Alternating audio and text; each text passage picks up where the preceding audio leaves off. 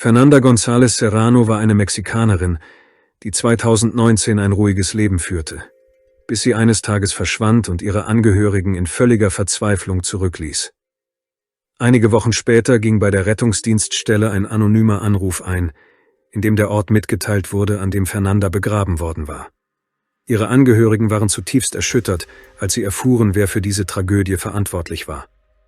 Fernanda wurde in der mexikanischen Stadt Tijuana geboren und war die älteste von 3 Schwestern. Eine besonders enge Beziehung hatte sie zu ihrer Schwester Erika. Sie wuchs zwischen 2 Ländern auf. Sie hatte ein Visum und besuchte regelmäßig die Schule im südlichen Teil der amerikanischen Stadt San Diego. Mit 16 Jahren lernte sie einen Mann namens Baudilio Juárez kennen, der ihr Leben völlig veränderte. Zu diesem Zeitpunkt war Baudilio 29 Jahre alt. Er war bereits geschieden und hatte 3 Söhne.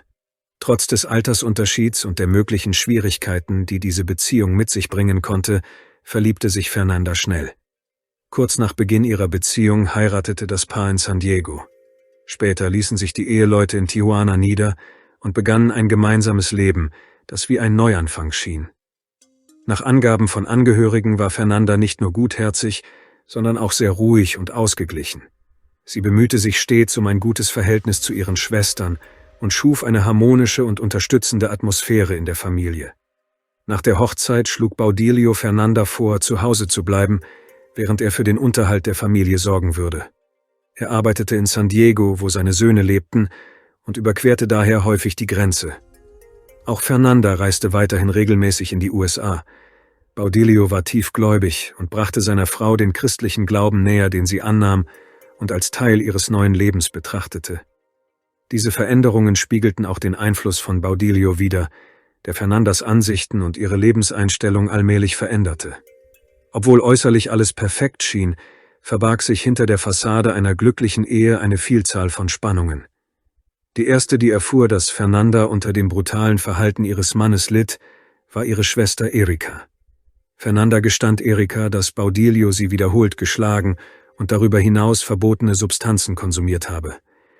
Erika war beunruhigt über die Erzählungen ihrer Schwester und riet ihr, ihn zu verlassen, aber Fernanda hoffte, dass die Liebe siegen und alles sich ändern würde, und wagte diesen Schritt nicht. Sie wandte sich auch nicht an die Behörden, um Hilfe zu suchen. Mit der Zeit verschlimmerte sich die Situation jedoch immer mehr. Mehr als einmal rief Fernanda ihre Schwester an und bat sie, sie aus dem Haus zu holen, weil Baudilio Skandale anzettelte, die in Aggressionen endeten. Erika versuchte sich einzumischen und hatte zahlreiche Auseinandersetzungen mit diesem Mann. Doch trotz aller Schwierigkeiten und Warnungen ihrer Angehörigen blieb Fernanda bei Baudilio. Für alle anderen, von den Nachbarn bis zu den Bekannten, schien das Paar ganz normal zu sein. Niemand hatte jemals Streit oder Klagen von Fernanda gehört. An den Wochenenden verbrachten sie Zeit mit den 3 Söhnen von Baudilio. Und seit 2012 blieb der älteste von ihnen, Aaron Seth Juárez, manchmal bei ihnen zu Hause. Anfangs kam Fernanda gut mit Aaron zurecht, aber mit dem Eintritt in die Pubertät begann der Junge, Verhaltensauffälligkeiten zu zeigen. Er war nicht mehr ruhig und gehorsam, sondern wurde immer rebellischer. Fernanda sah darin eine natürliche Phase des Erwachsenwerdens und hoffte, dass sich alles bald wieder einpendeln würde. Leider verschlimmerte sich die Situation mit der Zeit nur noch. Ende 2018 zog der 20-jährige Aaron endgültig zu Fernanda und Baudilio. Wie zuvor kümmerte sich Fernanda weiterhin um die Familie und den Haushalt. Fernanda wurde sehr schnell klar, dass die Situation mit Aaron viel komplizierter war, als sie gedacht hatte. Er war nicht nur aggressiv, sondern missbrauchte auch verbotene Substanzen und trug außerdem eine Waffe bei sich. An ihrem 32. Geburtstag, dem 1. Dezember, traf sie sich mit ihren Schwestern, um ihren Geburtstag zu feiern. Damals erzählte sie Erika, dass Aaron noch vor wenigen Tagen bei ihnen zu Hause gewohnt hatte.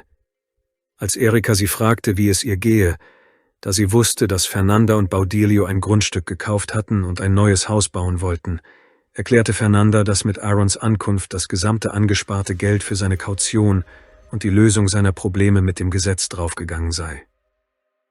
Alle Ersparnisse, die für den Bau vorgesehen waren, waren einfach verschwunden. In den folgenden Monaten begann für Fernanda ein wahrer Albtraum, denn Baudilio wollte das gefährliche Verhalten seines Sohnes einfach nicht wahrhaben. Einige Monate später, am 3. Februar 2019, konnte niemand aus der Familie Fernanda erreichen. Sie ging nicht ans Telefon. Das war sehr seltsam, denn sie hatte ihre Familie noch nie ohne Nachricht zurückgelassen und war immer erreichbar gewesen. Auch die Versuche, Baudilio anzurufen, blieben erfolglos. Die Zeit verging, und als der Tag zu Ende ging, waren die Angehörigen überzeugt, dass etwas nicht stimmte und beschlossen, sich an die Polizei zu wenden, um Fernanda als vermisst zu melden. Die Antwort der Behörden schockierte sie. Man sagte ihnen, dass Fernanda wahrscheinlich selbst weggegangen sei oder einen anderen Mann habe. Diese Erklärung verstärkte nur noch ihr Gefühl der Hilflosigkeit und ihre Angst. Ein paar Tage später, am 5. Februar, erfuhr die Familie, dass Baudilio mit einer Schusswunde am Unterarm in einem Krankenhaus in San Diego lag. Dies teilte ihnen ein Mitarbeiter der Staatsanwaltschaft von Tijuana mit, der sich mit der Polizei dieser Stadt in Verbindung gesetzt hatte. Baudilio erzählte, dass er von einem bewaffneten Mann überfallen worden sei, der versucht habe, ihr Haus auszurauben, wobei er verletzt worden sei. Seinen Angaben zufolge handelte es sich um eine leichte Verletzung, weshalb er sich entschlossen habe, sich in San Diego behandeln zu lassen. Erika begab sich sofort ins Krankenhaus, um mit Baudilio zu sprechen und herauszufinden, was passiert war, denn sie war vor allem besorgt um ihre Schwester. Später gab Baudilio den Strafverfolgungsbehörden eine detailliertere Erklärung ab. Zunächst sagte er, dass ihm $5.000 gestohlen worden seien, die er zu Hause versteckt hatte. Später änderte er jedoch die Summe und gab an, dass $2.300 fehlten. Er behauptete, dass er sich am Morgen wie üblich von seiner Frau verabschiedet und zur Arbeit gegangen sei. Sie sprachen über ihren Sohn Aaron, woraufhin Baudilio sich auf den Weg zur Arbeit machte und gegen 7 Uhr morgens eine Nachricht an Fernanda schrieb, dass er bereits dort sei, und dann seinen Arbeitstag fortsetzte. Seinen Angaben zufolge bemerkte er, als er am Abend nach Hause kam, dass einer seiner Hunde auf dem Bürgersteig saß. Die Nachbarn sagten, dass der Hund seit Mittag dort gesessen habe. Baudilio erzählte, dass er in die Garage geschaut und gesehen habe, dass das Auto seiner Frau nicht da war. Er dachte, sie sei vielleicht in das nahegelegene Fitnessstudio gegangen. Dann sah er Aaron und schimpfte mit ihm, weil er ohne Erlaubnis sein Auto genommen hatte. Bevor er das Haus betrat, ging er noch in einen Laden. Als er zurückkam, rauchte er eine Zigarette und ging erst dann hinein. Er wollte seinen Sohn erneut zurechtweisen, doch als er das Zimmer betrat, stand er einem unbekannten jungen Mann gegenüber, der eine Pistole auf ihn richtete. Baudilio beschrieb den Unbekannten als schlank, mit weißer Haut und dunklen Haaren. Baudilio berichtete, dass der Unbekannte ihm in den rechten Unterarm geschossen habe und er zu Boden gefallen und bewusstlos geworden sei.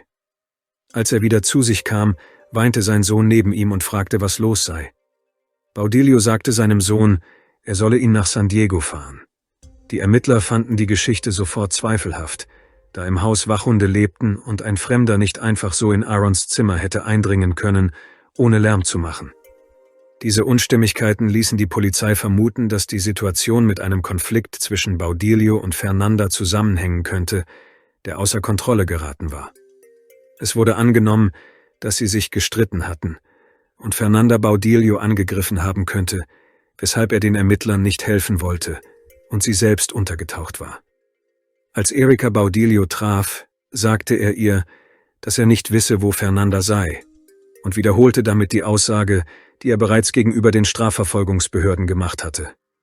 An diesem Tag sei er nach Hause gekommen und habe festgestellt, dass Fernanda, das Geld und ihre Sachen verschwunden waren. Laut Baudilio erzählte Aaron ihm, dass es kurz zuvor einen Streit zwischen ihm und Fernanda gegeben habe, weil er zu viel Zeit mit Spielen verbrachte. Diese Information beunruhigte Erika, da sie wusste, womit Aaron sich beschäftigte. Nachdem sie die Klinik verlassen hatte, begab sie sich sofort zur Staatsanwaltschaft, um alles zu erzählen, was sie über Aarons Lebensweise wusste und ihre Sorge um Fernanda zum Ausdruck zu bringen.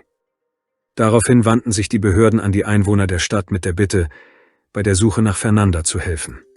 Um die Medien und die Bevölkerung zu informieren, wurde eine Fahndungsmeldung mit den besonderen Merkmalen von Fernanda, darunter ein Muttermal auf der Brust, erstellt. Erst 2 Tage später, am 7. Februar, erfuhren die Angehörigen, dass Aaron sich noch immer in dem Haus befand, in dem Baudilio und Fernanda lebten. Sie informierten sofort die Polizei, die kurz darauf eintraf. Als die Polizisten am Ort des Geschehens eintrafen, stellten sie fest, dass weder Fernanda noch ihr Auto oder ihre persönlichen Gegenstände im Haus waren. Aaron wurde zur Polizeistation gebracht, um ihm einige Fragen zu stellen, und Erika, die nicht untätig bleiben wollte, begab sich ebenfalls dorthin, um die Entwicklung der Ereignisse zu verfolgen. Die erste Überraschung kam, als Aaron eine ganz andere Geschichte erzählte, die nicht mit der von Baudilio übereinstimmte. Er behauptete, dass es am Morgen einen Streit zwischen Fernanda und Baudilio gegeben habe. Dann sei sie in ihr Auto gestiegen und weggefahren. Aaron sagte, er habe das Auto seines Vaters genommen, um ihr zu folgen, habe sie aber nicht einholen können, weshalb er zu Freunden gefahren sei und erst später nach Hause zurückgekehrt sei. Diese Worte verstärkten Erikas Verdacht nur noch mehr. Sie bat die Polizei, Aaron festzunehmen, aber dafür gab es zu diesem Zeitpunkt keinen Grund, da niemand wusste, wo Fernanda sich aufhielt. Nach dem Verhör wurde Aaron freigelassen. Fernandas Angehörige waren verzweifelt, aber sie beschlossen, nicht aufzugeben. Sie druckten Flugblätter mit Fernandas Foto und klebten sie überall auf, und Erika veröffentlichte einen Beitrag in den sozialen Netzwerken mit der Bitte an alle, die etwas wissen, sich bei ihr zu melden. Freunde und Bekannte halfen ebenfalls. Sie druckten riesige Plakate mit Fernandas Foto und hängten sie in den zentralen Straßen von Tijuana auf. Trotz aller Bemühungen vergingen Tage und Wochen, aber Fernanda blieb verschwunden.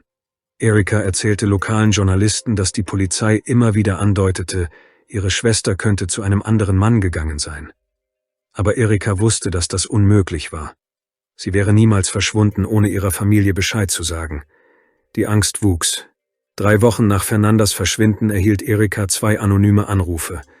Die Anrufer behaupteten, Fernandas Leiche sei direkt in ihrem Haus begraben worden. Diese Information war seltsam und beängstigend, da die Anrufer unbekannt waren, aber sie konnte das nicht ignorieren. Erika ging zu den Ermittlern und erzählte ihnen von den neuen Informationen, um ihre Hilfe zu erhalten. Diese wurden jedoch nicht sofort aktiv. Man sagte ihnen, dass aufgrund des Regens keine Suche möglich sei. Als die Behörden schließlich mit der Suche begannen, fanden sie jedoch nichts Wichtiges im Haus. Einige Polizisten teilten Fernandas Familie jedoch mit, dass sie Stellen mit lockerem Boden entdeckt hätten, die genauer untersucht werden sollten. Dazu wollten sie am nächsten Tag mit ausgebildeten Hunden und der notwendigen Ausrüstung zurückkehren.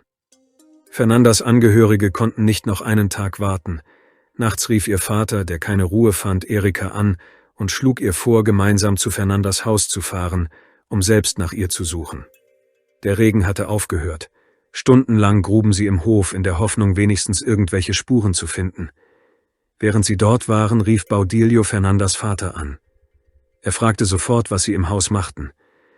Der Vater antwortete, dass sie nur gekommen seien, um die Hunde zu füttern.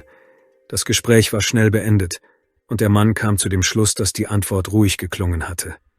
Doch nach einer Weile tauchten Bekannte von Baudilio im Haus auf. Sie waren gekommen, um zu erfahren, was los war, und versuchten, den Vater und seine Tochter davon zu überzeugen, die Suche aufzugeben. Aber Erika und ihr Vater waren entschlossen, weiterzumachen. Die Angst vor dem Unbekannten war stärker, und trotz der Versuche, sie abzulenken, fuhren Baudilios Bekannte schließlich unverrichteter Dinge wieder weg. Vater und Tochter gruben weiter. Lange Zeit schienen ihre Bemühungen vergeblich, aber irgendwann beschlossen sie, das Auto, das im Hof stand, umzustellen und bemerkten, dass der Boden darunter aufgewühlt aussah. Der Vater begann genau dort zu graben und entdeckte bald, dass unter der Erde ein provisorisches Grab war. Nach kurzer Zeit sahen er und Erika, dass es sich tatsächlich um menschliche Überreste handelte. Sie wandten sich sofort an die Polizei und bald trafen Spezialisten am Ort ein. Die Experten begannen mit der Bergung der Überreste, während die Staatsanwaltschaft das Haus unter Bewachung stellte und einen Durchsuchungsbefehl beantragte. Der Durchsuchungsbefehl ermöglichte es ihnen, das Haus zu betreten und Beweise zu sammeln, um die Schuldigen zu ermitteln. Nach einigen Stunden konnte die Leiche offiziell identifiziert werden. Alle waren sich sicher, dass es sich um die Überreste von Fernanda handelte. Dies wurde auch bestätigt. Die Strafverfolgungsbehörden gaben der Presse allgemeine Informationen, vermieden jedoch Details darüber, wie genau Fernanda ums Leben gekommen war. Es war nur bekannt, dass der Fall als Verbrechen mit brutaler Gewalt eingestuft werden würde und dass Ermittlungen liefen. Die Behörden gaben nicht bekannt, wie lange die Leiche bereits in der Erde gelegen hatte. Unterdessen versuchten die Polizeibeamten, alle Umstände des Vorfalls aufzuklären. Obwohl die offiziellen Angaben begrenzt waren, tauchten in der Presse Berichte auf, wonach Fernanda an einer Schussverletzung gestorben sei. 2 Tage später erließ ein Richter einen Durchsuchungsbefehl und die Ermittler führten eine gründliche Durchsuchung durch. Inoffiziellen Angaben zufolge wurden bei der Durchsuchung Flecken gefunden, die wie Blutspuren aussahen. Sie befanden sich im Badezimmer, im Wohnzimmer und auf einem der Sofas. Zunächst waren sie nicht zu sehen, aber mit Hilfe von Spezialgeräten konnten sie entdeckt werden. So kamen die Ermittler zu dem Schluss, dass Fernanda direkt in diesem Haus getötet worden war und man anschließend versucht hatte, die Spuren zu verwischen. Zu diesem Zeitpunkt konzentrierten sich alle Verdächtigungen der Polizei auf Aaron. Die Beamten kontaktierten seine Bekannten und Nachbarn. Alle Hinweise deuteten darauf hin, dass Aaron an dem Verbrechen beteiligt gewesen sein könnte und dass die Leiche im Hof versteckt worden war. Einer der Zeugen berichtete, dass Aaron einige Tage vor dem Vorfall unter dem Einfluss verbotener Substanzen davon gesprochen habe, Geld aus dem Haus holen zu wollen, dabei aber angeblich keine Absicht geäußert habe, ein Verbrechen zu begehen. Schließlich wurde Aaron wegen des Verbrechens angeklagt. Zu diesem Zeitpunkt war sein Aufenthaltsort jedoch unbekannt und die Staatsanwaltschaft veröffentlichte sein Foto mit der Bitte um Mithilfe bei der Suche. Fernandas Familie setzte eine Belohnung von $2.000 für Hinweise aus, die zur Auffindung von Aaron führen würden. Da Fernandas Auto immer noch nicht gefunden worden war, veröffentlichten die Behörden einen Aufruf mit der Bitte, alle Informationen zu diesem Fall sowohl an die Polizei in San Diego als auch an die Polizei in Tijuana weiterzuleiten. Einige Wochen später, am 6. März, wurde Aaron in den Vereinigten Staaten in San Diego festgenommen. Die Festnahme erfolgte jedoch nicht im Zusammenhang mit dem Fall Fernanda, sondern weil er bereits eine beeindruckende Liste von Straftaten in Amerika vorzuweisen hatte. Möglicherweise versuchte er, sich bei seinem Vater zu verstecken, um den amerikanischen Behörden zu entkommen. Seine Akte enthielt zahlreiche Probleme mit dem Gesetz seit 2014. Seit seiner Volljährigkeit war er wegen Besitzes, Verkaufs und Transports verbotener Substanzen, wegen gewaltsamer Diebstähle, Waffenbesitzes sowie wegen Beteiligung an Überfällen und, nach unbestätigten Angaben, wegen Verbindungen zu einer Straßengang in das Visier der Polizei geraten. Zuletzt war er wegen Waffenbesitzes, Behinderung von Strafverfolgungsbeamten und Verkauf verbotener Substanzen ins Visier der Polizei geraten. Aaron stand unter gerichtlicher Aufsicht und war daher verpflichtet, vor Gericht zu erscheinen, was er jedoch nicht tat, woraufhin die Behörden einen Haftbefehl gegen ihn erließen. Als er in den Gerichtssaal gebracht wurde, blieb er ruhig, und sein Pflichtverteidiger versuchte, den Richter davon zu überzeugen, dass Aaron nicht vorhabe, unterzutauchen, geschweige denn nach Mexiko zu fliehen. Der Staatsanwalt teilte dem Richter mit, dass es sich um einen Mann mit einer umfangreichen kriminellen Vergangenheit im Zusammenhang mit einer Straßengang handele, der nicht auf freien Fuß gesetzt werden dürfe. Der Richter entschied, Aaron ohne Kaution in Haft zu lassen. Fernandas Familie war zunächst erleichtert, doch als sie begriff, dass das Auslieferungsverfahren langwierig und kompliziert sein würde, wich ihre Zuversicht der Sorge. In der Zwischenzeit nahmen sie Kontakt zu den Behörden auf. Der Anwalt der Familie erklärte später gegenüber Journalisten, dass die Auslieferung mindestens 60 Tage dauern könnte, bevor Aaron nach Mexiko zurückgebracht würde, um dort wegen des Verbrechens an Fernanda angeklagt zu werden. Die mexikanischen Behörden berieten zu diesem Zeitpunkt mit ihren amerikanischen Kollegen, wie Aaron sowohl in den USA als auch in Mexiko für seine Taten bestraft werden könne. Die Staatsanwaltschaft bestätigte offiziell, dass das Auslieferungsverfahren bereits eingeleitet worden sei. Die Ermittlungen ergaben, dass Aaron am Tag der Tragödie nicht allein war. Mit ihm befanden sich 2 junge Männer im Haus, mit denen er verbotene Substanzen konsumierte. Unter deren Einfluss machte er sich auf die Suche nach Fernanda und ging in ihr Zimmer. Vermutlich, um sie daran zu hindern, das Geld und die Sachen seines Vaters mitzunehmen, schoss er auf sie. Danach wickelte er die Leiche in eine Decke, trug sie in den Hof und vergrub sie dort. Später versuchte er, auch Baudilio anzugreifen. Einige Stunden nach der Tat verkaufte Aaron mehrere Motorräder an Baudilio. Die Polizei hatte keine Informationen darüber, wer ihm bei der Beseitigung der Spuren geholfen hatte.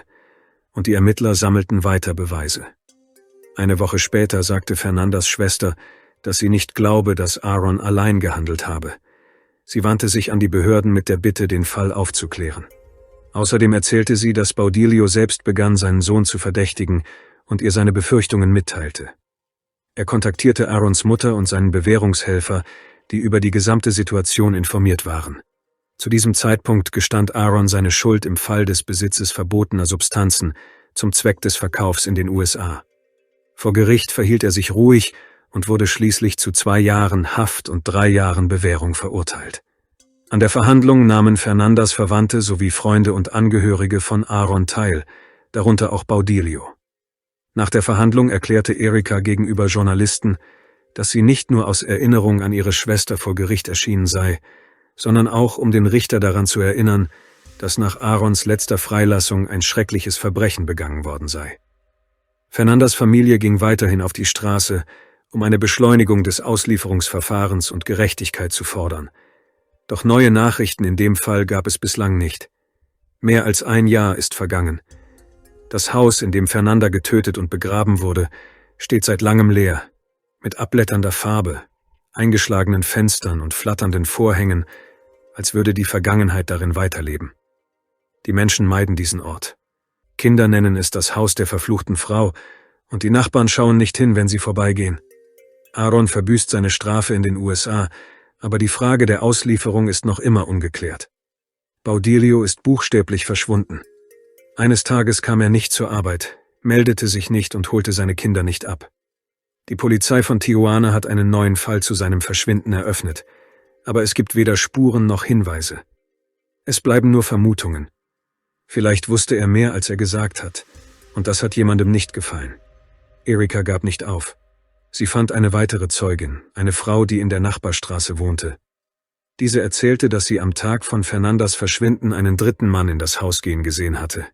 Niemand hatte ihn offiziell erwähnt, aber er war groß, tätowiert und trug eine Kapuze.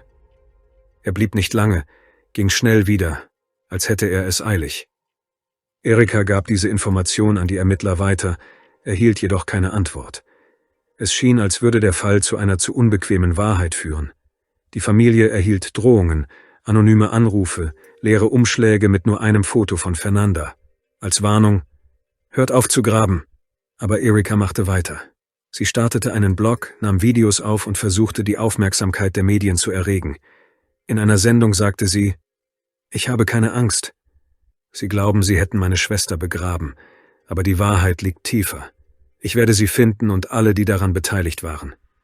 Und 2 Monate später wurde in einem Wald in der Nähe von Tijuana ein verbranntes Auto gefunden. Genau das Auto, das Fernanda gehört hatte. Im Kofferraum lag ein Rucksack mit dem Führerschein eines Mannes, der zuvor noch nie im Zusammenhang mit dem Fall genannt worden war. Miguel Arturo Ortega, einer von Aarons Freunden, einer von denen, die in jener Nacht bei ihm gewesen waren.